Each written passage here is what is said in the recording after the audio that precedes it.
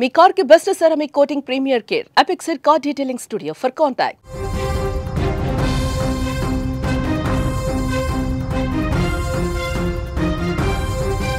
కోనసీమ జిల్లాలో అత్యంత విషాదకరమైనటువంటి ఘటన చోటు చేసుకుంది. రాజమండ్రిలోని ఓ ప్రైవేట్ ఇంజనీరింగ్ కళాశాల బస్సు డ్రైవర్ తాను గుండెపోటుకు గురైనప్పటికీ క్షణాల్లో బస్సును ఆపేసి అందులోని దాదాపు 50 మంది విద్యార్థుల ప్రాణాలు కాపాడి తాను కూడా ప్రాణాలు వదిలాడు.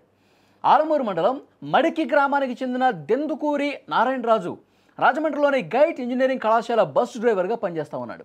ఎప్పట్లాగే సోమవారం ఉదయం విద్యార్థుల్ని కళాశాలకు తీసుకొస్తా ఉన్నాడు. ఈ క్రమంలో మడికి సమీపంలోని 216A జాతీయ రహదారిపై బస్సు వెళ్తుండగా ఆయన అస్వస్థతకు గురైనటువంటి పరిస్థితి. నారాయణరాజుకు తీవ్రమైనటువంటి గుండెపోటు వచ్చిందని గ్రహించిన తన నియంత్రణ కోల్పోకుండా బస్సును క్షణాల్లో మధ్యలోనే సురక్షితంగా ఆపేశాడు. బస్సు పూర్తిగా నిలిచినట్టు నిర్ధారించుకున్న తర్వాత అతను ఒక్కసారిగా కిందకు దిగేసి జాతీయ రహదారి డివైడర్ వద్ద కుప్పకూలిపోయినటువంటి పరిస్థితి ఉంది. డ్రైవర్ నారాయణరాజు ఒక్కసారిగా అట్లా ఆయన కొలాప్స్ అయిపోవడంతో కింద పడిపోవడంతో గమనించినటువంటి విద్యార్థులు వెంటనే రియాక్ట్ అయ్యారు. విద్యార్థులు అక్కడ ఉన్నటువంటి సేఫ్టీ హైవే పెట్రోలింగ్ సిబ్బంది ఎవరైతే ఉంటారో వాళ్ళకి ఇన్ఫర్మేషన్ అందించారు. సిబ్బంది అక్కడ తక్షణం సంఘటన స్థలానికి చేరుకున్నారు. నారాయణరాజును చికిత్స నిమిత్తం ఆసుపత్రికి తరలించే ప్రయత్నం చేశారు. అయితే ఆసుపత్రికి తరలించే లోపే ఆయన ప్రాణాలను వదిలినటువంటి పరిస్థితి. తమ కళ్ళ ఎదుటే ఆయన కుప్పకూలిపోయి మరణించడం చూస్తున్నటువంటి విద్యార్థులు తీవ్ర విషాదంలో కూరుకుపోయిన పరిస్థితి. తమ ప్రాణాలు కాపాడిన ఆయన్ని కోల్పోవటం నిజంగా జీర్ణించుకోలేకపోతున్నారు విద్యార్థులు. మీరు స్క్రీన్ మీద కూడా చూడొచ్చు విజువల్స్లో. ఆయన కుప్పకూలిపోయాడు ఒక్కసారిగా.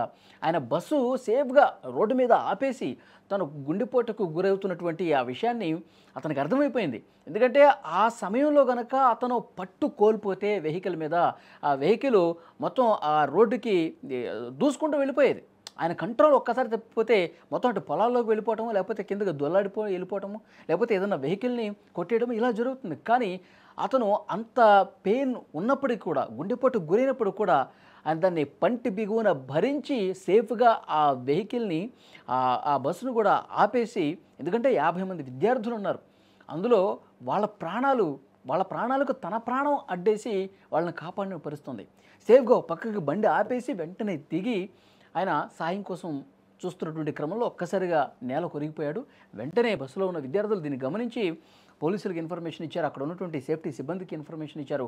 వాళ్ళు హుటాహుటిన ఆటోలో కూడా తరలిస్తున్నటువంటి పరిస్థితి చూసాం.